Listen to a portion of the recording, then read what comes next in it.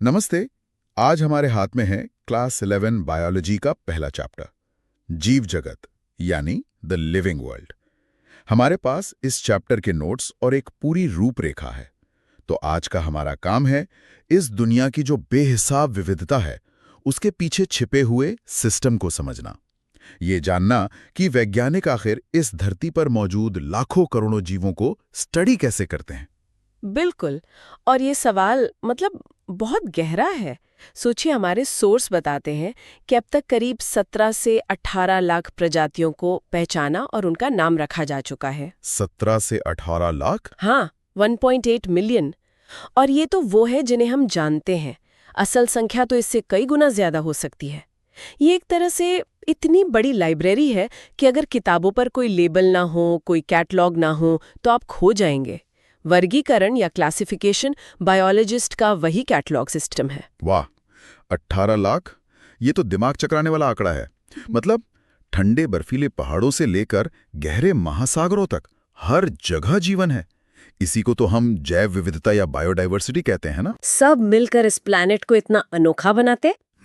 और यहीं से सबसे पहली और सबसे बड़ी चुनौती शुरू होती है।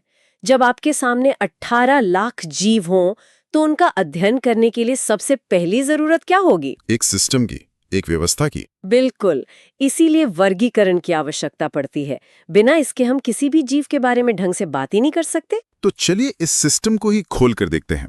हमारे सोर्स बताते हैं कि इस पूरे सिस्टम की बुनियाद एक विज्ञान पर टिकी है, जिसे कहते हैं वर्गीकी या टैक्सोनॉमी। ये सुनने में थोड़ा भारी शब्द लगता है, इसका मतलब क्या है? इसे आसान बनाते हैं। कल्पना कीजिए कि आपको जंगल में एक नया अजीब सा कीड़ा मिलता है। टैक्सोनॉमी वो प्रोसेस है जो आप उसे समझने के लिए इस्तेमाल करेंगे। इसके 3 मुख्य कदम हैं। पहला है पहचान, आइडेंटिफिकेशन। पहचान? हाँ, यानी ये पता लगाना कि ये कीड़ा आखिर है क्या। क्या ये किसी पहले से खोजे गए कीड़े जैसा है? इसके गुण क्या क्या हैं? ठीक है, तो मान लीजिए हमने पहचान लिया कि ये एक तरह की तितली है। अब अगला कदम क्या होगा? अगला कदम है नामकरण, यानी उसे एक नाम देना। अच्छा। अब आप कह सकते हैं कि मैं इसे सुंदर पंखों वाली तितली कह दूंगा, लेकिन हो सकता है भारत के किसी दूसरे कोने में कोई और उसे किसी और नाम से बुलाए। जर्मनी में कोई और नाम होगा, जापान में कोई और। इससे बहुत कंफ्यूजन होगा। हाँ, ये तो बहुत बड़ी समस्या होगी। वैज्ञानिक आपस में बात कैसे करेंगे अगर एक ही चीज के हजारों नाम हो? इसी समस्या को सुलझाने के लिए एक सिस्टम बनाया गया, जिसे हम कहते हैं द्विपद नाम पद्धति, बाइनोमियल नॉमेनक्लेचर। ये सिस्टम कैरोलिस लीनियस ने दिया था, जो एक बहुत बड़े बायोलॉजिस्ट थे। उन्होंने कहा कि हर जीव का एक ही वैज्ञानिक नाम होगा, जो पूरी दुनिया में मान्य होगा। जैसे इंसानों का नाम है होमोसेपियंस। Homo sapiens, right. आप दुनिया के किसी भी साइंटिस्ट से कहेंगे, वो समझ जाएगा कि आप किसकी बात कर रहे हैं। यहाँ एक सवाल आता है। ये नाम होमोसेपियंस या आम का नाम मैंगीफेरा इंडिका, ये हमेशा ऐसे तिरछे इटालिक्स में क्यों लिखे होते हैं? और इनके पीछे का लॉजिक क्या है? ये बहुत अच्छा सवाल है और इसके नियम बहुत दिलचस्प हैं। पहला नियम है कि ये नाम हमेशा लैटिन भाषा में होते हैं। अब आप पूछेंगे लैटिन ही क्यों? हाँ, वही मैं पूछने वाला था। क्योंकि लैटिन एक मृत भाषा है, यानी अब ये आम बोलचाल में इस्तेमाल नहीं होती। अच्छा। इसका फायदा ये है कि इसके शब्दों के मतलब समय के साथ बदलते नहीं हैं। जो 200 साल पहले था, वही आज भी है। ये तो बहुत सोचा समझा फैसला था। भाषा के बदलने का असर साइंटिफिक नामों पर नहीं पड़ेगा। और नाम के 2 हिस्से क्यों होते हैं? जैसे मैंगीफेरा इंडिका में 2 शब्द हैं। हाँ, यही इसका दूसरा नियम है। पहला शब्द होता है वंश का नाम और दूसरा शब्द जाति का नाम।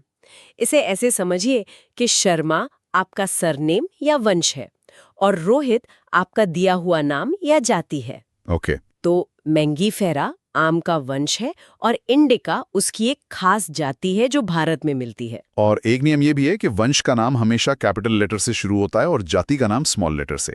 जैसे मैंगीफेरा में M कैपिटल है और इंडिका में I स्मॉल है। बिल्कुल। और आखिरी नियम, जब हम इसे हाथ से लिखते हैं तो दोनों शब्दों को अलग-अलग अंडरलाइन करते हैं। अच्छा, हाँ। ये एक तरह का सिग्नल है कि ये एक वैज्ञानिक नाम है और इसका मूल लैटिन है। ये छोटे छोटे नियम ही इस सिस्टम को इतना सटीक और असरदार बनाते हैं। तो इन सब पर कोई नजर भी रखता होगा? हाँ, बिल्कुल।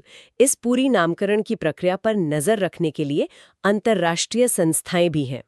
पौधों के लिए ICBN और जंतुओं के लिए ICZN। International code for botanical and zoological nomenclature. Exactly. ये संस्थाएं सुनिश्चित करती हैं कि कोई भी दो प्रजातियों का एक ही नाम न हो। ठीक है, तो हमने एक नए जीव की पहचान कर ली, उसे एक यूनिवर्सल साइंटिफिक नाम भी दे दिया। अब टैक्सोनॉमी का तीसरा और सबसे जरूरी कदम आता है वर्गीकरण। क्लासिफिकेशन। इसका क्या मतलब है? वर्गीकरण का मतलब है उस जीव को उसकी समानताओं और विभिन्नताओं के आधार पर दूसरे जीवों के साथ समूहों में रखना। ये वैसा ही है जैसे आप अपनी अलमारी में कपड़े रखते हैं। आप सारी टी शर्ट्स एक साथ रखते हैं, सारी जीन्स एक साथ और सारे फॉर्मल शर्ट्स एक साथ। आप गुणों के आधार पर ग्रुप बना रहे हैं। बायोलॉजी में इन ग्रुप्स को टैक्सा कहते हैं। तो कुत्ता एक टैक्सा है? हाँ, कुत्ता एक टैक्सा है, लेकिन स्तनधारी यानी मैमल भी एक टैक्सा है, जिसमें कुत्ते, बिल्लियां, इंसान सब आते हैं। अच्छा। और जंतु यानी एनिमल भी एक और बड़ा टैक्सा है, जिसमें स्तनधारी, कीड़े, मछली सब आते हैं। ये अलग अलग लेवल के ग्रुप्स हैं। और यहीं से वो मशहूर डायग्राम आता है जो हर बायोलॉजी स्टूडेंट को याद रखना पड़ता है। वर्गीकी पदानुक्रम, टैक्सोनॉमिक हायरार्की, ये लेवल्स का एक पूरा सिस्टम है ना? हाँ, ये क्लासिफिकेशन का सबसे महत्वपूर्ण कॉन्सेप्ट है। ये एक सीढ़ी की तरह है जिसमें 7 मुख्य पायदान हैं। सबसे नीचे, सबसे छोटी और सबसे खास इकाई से शुरू करते हैं जाति, स्पीशीज। ये सबसे बुनियादी यूनिट है। जैसे कि सभी इंसान एक जाति, सेपियंस हैं। जाति से ऊपर आता है वंश, जीनस, मिलती जुलती जातियों का समूह, जैसे शेर, बाघ और तेंदुआ। ये तीनों अलग अलग जातियां हैं। हाँ। पर इनमें इतनी समानताएं हैं कि इन्हें एक ही वंश पैंथेरा में रखा गया है। और बिल्ली भी तो इन्हीं की तरह लगती है। लेकिन उसमें कुछ विभिन्नताएं हैं, इसलिए उसे अलग वंश फेलिस में रखा गया है। अच्छा। लेकिन अब यहाँ मजा आता है। पैंथेरा, शेरबाग वाला वंश, और फेलिस, बिल्ली वाला वंश, इन दोनों को मिलाकर एक बड़े ग्रुप में रखा जाता है, जो है कुल, फैमिली। इस केस में ये है फेलिडे फैमिली, यानी बिल्ली कुल के जानवर। समझ गया। तो जैसे जैसे हमें सीढ़ी पर ऊपर चढ़ते हैं, ग्रुप बड़ा होता जाता है। हाँ, और उस ग्रुप के सदस्यों में समानताएं कम होती जाती हैं। एकदम सही। यही इसका मूल सिद्धांत है। कुल यानी फैमिली के बाद आता है गण, ऑर्डर, जिसमें मिलते जुलते कुल रखे जाते हैं, जैसे बिल्ली कुल, फेलिडे, और कुत्तों का कुल, कैनिडे।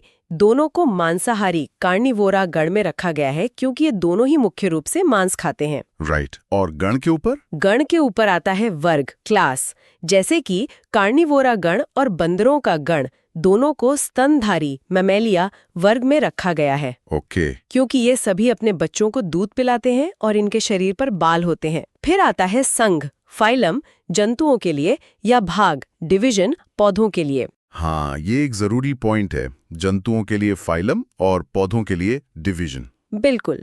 जैसे सभी स्तनधारी, मछलियां, सांप, इन सब को कॉर्डेटा संघ में रखा गया है, क्योंकि इन सब में रीढ़ की हड्डी होती है। और सबसे ऊपर सीढ़ी का आखिरी पायदान? सबसे ऊपर है जगत, किंगडम, जैसे कि संघ कॉर्डेटा और कीड़ों का संघ आर्थ्रोपोडा।